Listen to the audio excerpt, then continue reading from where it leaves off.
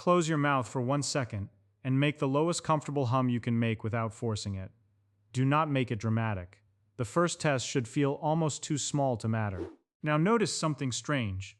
The sound is not only in your throat, it spreads into the bones of the face, behind the cheeks, above the eyes, and into the center of the skull. Those locations are useful because they tell you the sound is being conducted through the facial bones, not merely heard through the ears. That feeling is the whole story. I do not think humming works because it sounds peaceful. I think it works because the body can feel the vibration. That is the difference between a thought-based calming method and a body-based signal. This is where most people misunderstand it. Humming is not only a relaxation technique, it is a physical input. The body is not being persuaded by an idea, it is being given a mechanical pattern it can measure. A sound made with a closed mouth can vibrate the sinuses, lengthen the exhale, stimulate the vagus nerve, and change how the body reads safety. When several small mechanisms run at the same time, the effect can feel larger than any one mechanism would predict. That matters because the nervous system often becomes the hidden bottleneck in sleep, blood pressure, recovery, and energy. This same bottleneck can show up as wired evenings, shallow sleep, tense digestion, and a brain that never quite powers down. So I want to build this from the ground up. Not with meditation language, but with anatomy, physics, and a practical 1-minute protocol. If the mechanism makes sense, the protocol stops feeling like a trick and starts feeling like basic body engineering. The first layer is resonance. Your skull is not a solid block. It contains air-filled chambers called the paranasal sinuses. These chambers are not empty mistakes in the skull. They are part of the architecture of breathing, voice, pressure, and resonance.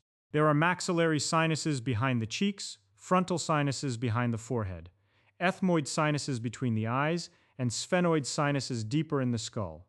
When one of those chambers begins to vibrate, you feel it as pressure, buzzing, or warmth in a very specific part of the face. Most people only think about sinuses when they are infected, but mechanically, they are also resonance chambers. A blocked sinus is annoying, partly because a chamber that should move air and pressure has become stagnant. When you hum, the vocal cords create a steady vibration. Because the mouth is closed, that vibration travels through bone and through the nasal spaces. The closed mouth matters because it redirects more of the vibration into the nasal and skull spaces. Speech changes too fast. Singing moves from note to note, but humming can hold one simple frequency long enough for the cavities to respond. That is why a random sentence does not create the same feeling as one steady hum. That is the first important point. The simplicity is not a weakness. The simplicity is why the body can lock onto it. The body often responds better to one clean, repeated signal than to a complicated performance. A comfortable hum usually falls in a range the face can feel. Not the deepest note you can force. Not a performance note, just the note that vibrates easily. If you have to strain to hold the note, you have already moved away from the useful version. I would not chase a perfect pitch. I would chase the note that feels like it is spreading behind the cheeks and nose without effort. The right note feels boring, easy, and strangely physical. That facial vibration matters because the sinuses produce nitric oxide. This is where the story stops being just sound and becomes chemistry. Nitric oxide is a gas your body uses as a signaling molecule. One of its jobs is to help blood vessels relax. In the blood vessels, nitric oxide is one of the molecules that says, loosen the wall a little. The sinuses make nitric oxide all the time. But the openings between the sinuses and nasal airway are narrow.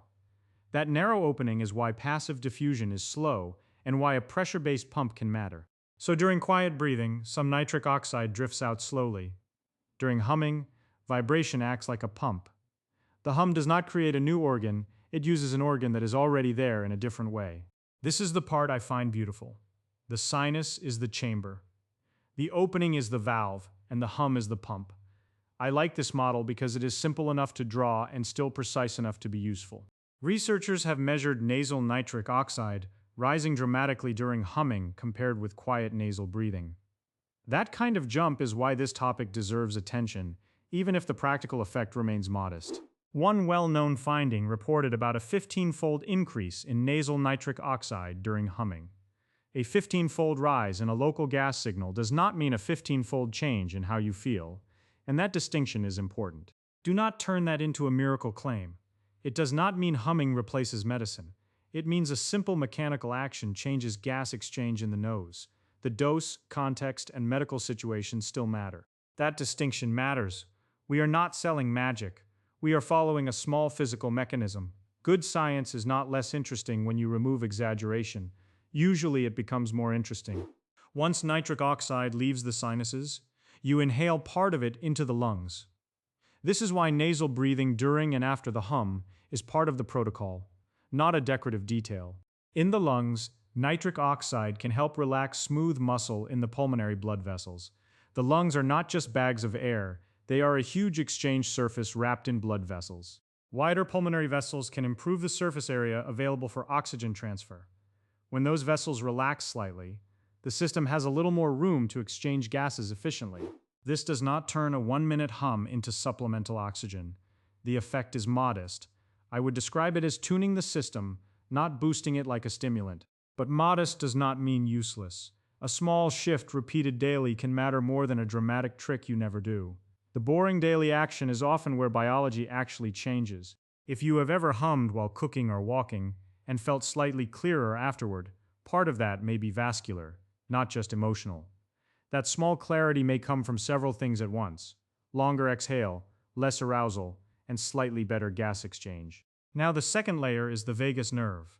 This nerve is one reason the throat, heart, lungs, gut, and emotional state are not separate conversations. The vagus is one of the main communication lines between the brainstem and the body. It carries information upward from the body and downward from the brain, which makes it a two-way cable. It helps regulate heart rate, breathing rhythm, digestion, inflammation tone, and the feeling that the body can stand down. When people talk about calming the nervous system, this is one of the physical highways they are usually talking about. And the vagus passes very close to the larynx, where the vocal cords vibrate. That anatomical closeness is what makes vocal vibration so interesting. When you hum, the vocal cords do not just make a sound, they create a sustained mechanical vibration in tissue. The tissue around the larynx is not abstract. It is moving every time the vocal cords vibrate. That vibration can mechanically stimulate the region where the vagus is exposed to laryngeal movement. The point is not that the nerve is being shocked, but that it is receiving a steady, low-level mechanical signal. This is one reason humming can feel different from simply thinking calm thoughts. A thought can fail when the body is too activated. A physical signal sometimes gets through faster. The nerve does not need a speech. It needs an input. This is why I would call humming a bottom-up signal. If the stimulus is gentle and sustained, the body can shift slightly toward parasympathetic activity. Parasympathetic does not mean asleep. It means the body has more permission to digest, recover, and regulate. That shift is usually subtle. The shoulders drop a little, the jaw lets go a little, the heart rate may fall a few beats. The change can be so small that you only notice it when you compare before and after. I want to keep the language honest. This is not a knockout switch for anxiety. If someone promises that humming cures everything in 1 minute, I would walk away from that claim. It is more like a volume knob on the alarm system, but a small regulator is still useful if you can use it every day. A volume knob is valuable because many people are not in crisis. They are just living slightly braced all day. A braced body can look normal from the outside while spending too much energy on readiness. The third layer is breathing. Humming forces a longer exhale without requiring you to count. This is one reason humming is easier to teach than breath work. You cannot hum while inhaling. The hum is the exhale. The sound can only ride on air leaving the body. That means a normal humming cycle naturally becomes exhale dominant. Inhale briefly, hum longer, inhale briefly, hum longer. Without trying, you have created the kind of longer exhale that many nervous system protocols are built around. Many breathing protocols are trying to teach this same basic idea. Make the exhale longer than the inhale. That longer exhale is one of the oldest ways the body recognizes that the emergency may be ending. The difference is that humming does it mechanically. You do not need to stare at a timer or remember a pattern. Counting can help some people, but for others it turns regulation into another task. This is useful for people who hate meditation because the body is doing the counting for you. The hum removes the math and leaves the physiology.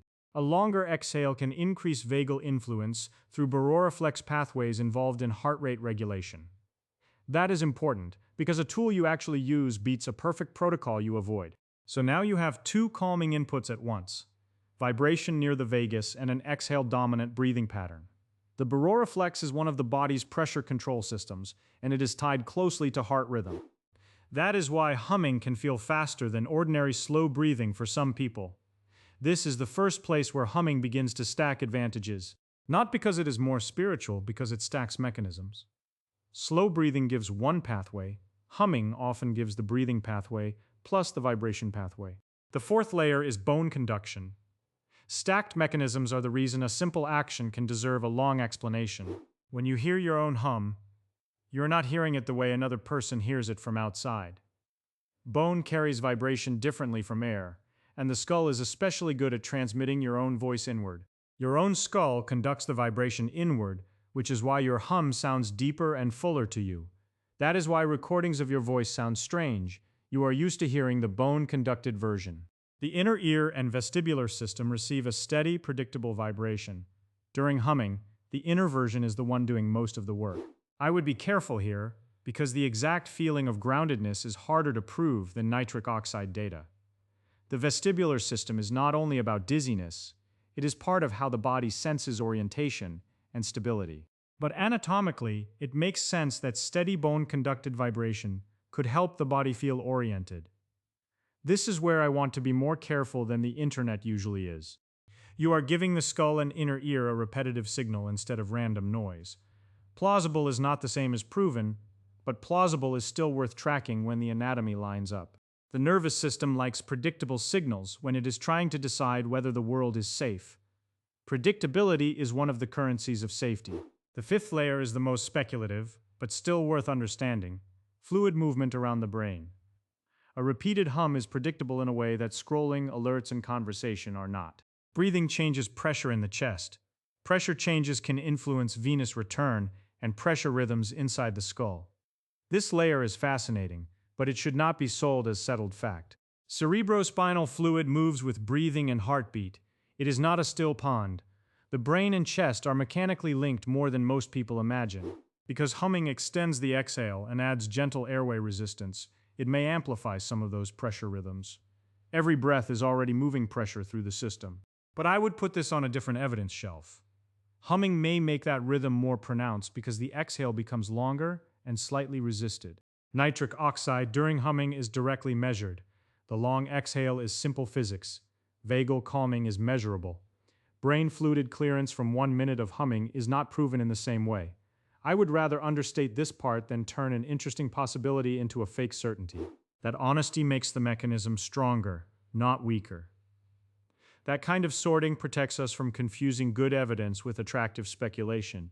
A good video should not pretend every link has the same evidence. It should tell you which parts are solid and which parts are still emerging.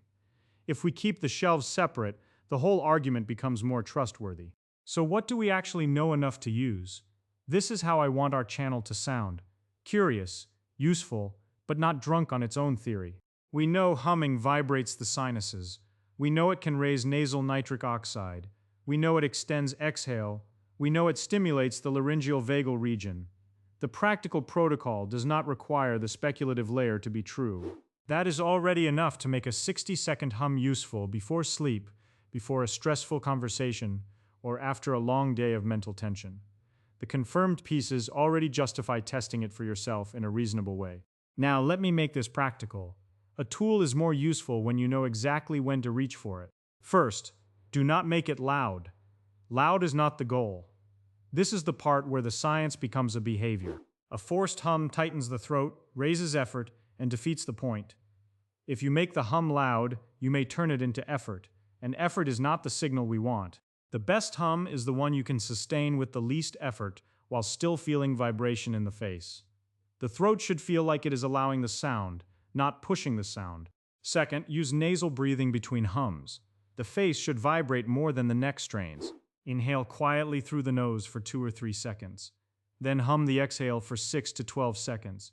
Nasal breathing keeps the pathway connected to the sinuses rather than turning it into a mouth-breathing exercise. Do not force the breath empty. Stop the hum before the body panics for air. Those numbers are only a starting point. The body should not feel air-hungry. Third, keep the pitch mid-range. A calm signal that creates panic for air is no longer a calm signal. If the hum is too low, it may feel like throat strain. If it is too high, it may feel like performance. Use the note that vibrates the cheeks. Think of the pitch as finding the easiest resonance in your own skull. Fourth, keep the jaw loose and the tongue relaxed. The body usually tells you the answer through sensation before you could calculate it. If the jaw is clenched, the hum becomes another tension exercise. A loose jaw lets the vibration spread instead of getting trapped in tension. Fifth, do it for 60 seconds first, not 20 minutes. This is why clenching and calming rarely cooperate.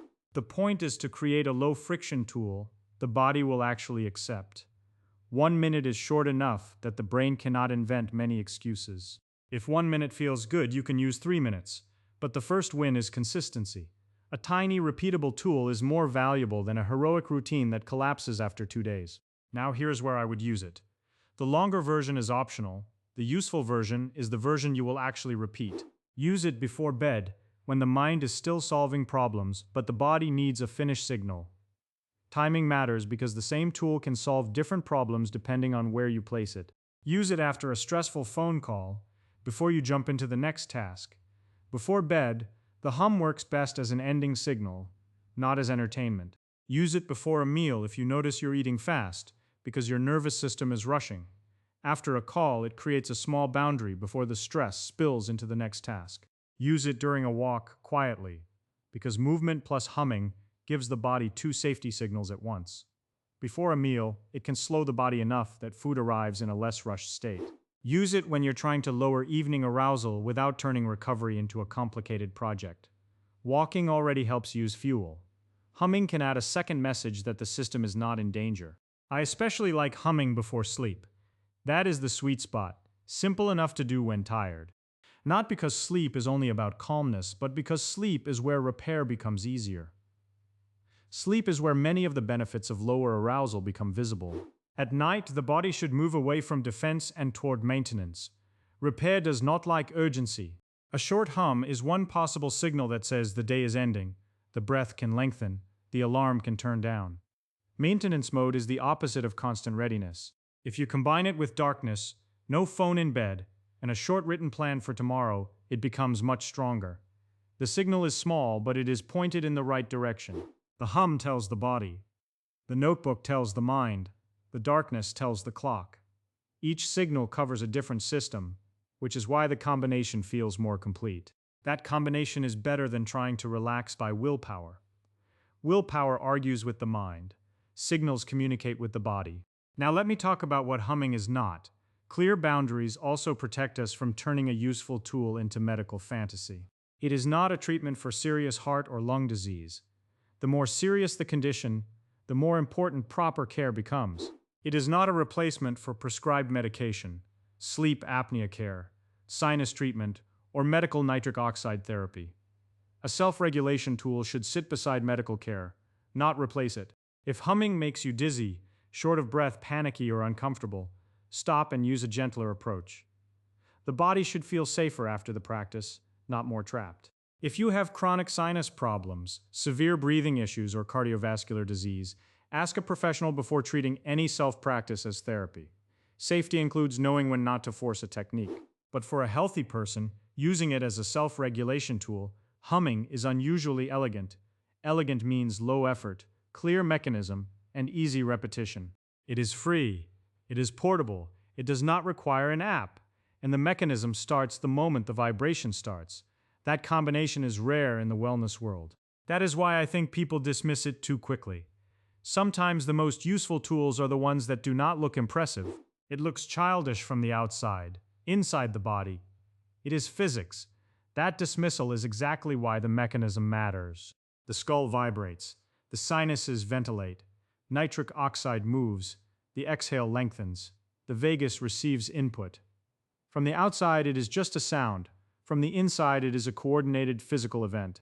All from a closed mouth, and a note you do not even have to sing well. That summary is the reason the topic is bigger than a calming tip. This is the kind of intervention I trust more than dramatic promises, because it is boring enough to repeat. The barrier to entry is almost comically low, and repetition is where the nervous system learns. Boring is underrated when the goal is consistency. One hum is a state change. Repeated humming can become a cue.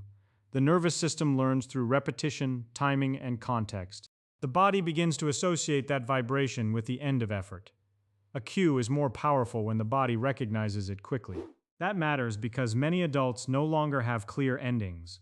Over time, the note can become associated with shutdown rather than effort. The workday leaks into the evening. The phone leaks into bed. The mind leaks into sleep. Modern life gives start signals constantly and finish signals rarely. A hum is a boundary the body can feel. That leak is one reason rest can feel shallow even when the body is lying down. Not a philosophical boundary, a mechanical one. A boundary that can be felt is often stronger than a boundary you merely decide. And sometimes the body believes mechanics faster than words. The body understands pressure, rhythm, vibration, darkness, and temperature. So tonight, try the clean version. Words are useful, but they are not the only language the body speaks. Sit on the edge of the bed, close the mouth, inhale through the nose. Hum the exhale softly. This should be ordinary enough that you can test it without turning it into a project. Let the vibration be in the face, not forced in the throat. Posture matters only enough to let the breath move easily. Repeat for 60 seconds. Then stop and notice whether the jaw, chest, and shoulders feel even 5% different. If the throat works harder than the face vibrates, soften the note. 5% is enough.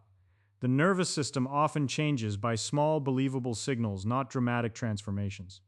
5% is the right target because it keeps you from chasing a dramatic experience. If it helps, use it tomorrow too.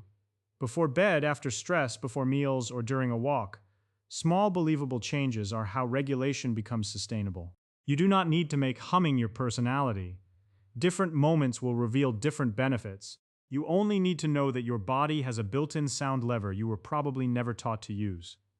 The tool is useful precisely because it does not need to become an identity. That is the part I find remarkable. Most people were taught to use the voice for words, not for regulation. The same skull people blame for sinus pressure also contains resonance chambers. What is remarkable is not that it is exotic, but that it was always available. The same throat people use for speech can mechanically stimulate a nerve that changes heart rhythm. A problem chamber can also be a resonance chamber. The same exhale people ignore can become a parasympathetic signal when it is stretched by sound. Speech sends meaning outward, humming sends vibration inward. And the same 1 minute people waste scrolling can become a real input to the body. A long sound can turn an ordinary exhale into a signal. That is why I would not call humming a trick. The trade is almost unfair, 1 minute of scrolling for 1 minute of physiology. I would call it a small biological handle. A trick hides its mechanism. This gets more interesting when the mechanism is visible. Pull it gently, and the body may remember something simple. The thread is not here right now. Small handles are how complex systems become usable. The breath can lengthen, the heart can slow, the jaw can release, the system can move one notch towards safety. That message is not a positive affirmation. It is a sensory fact the body can test. And 1 notch, repeated every night, is not nothing. 1 notch is often the most honest unit of nervous system change. It may be one of the simplest ways to teach the brain a message modern life rarely gives it. Repeated notches can become a different baseline. The day is over, the body can stop preparing. Modern life is very good at preparing the body and very bad at releasing it. Close your mouth. Pick the easy note. Hum for 60 seconds. That is the entire protocol stripped to its simplest form. Then let the skull do what it was built to do. The skull, the sinuses, the throat, the lungs, and the vagus are already wired into the same little experiment.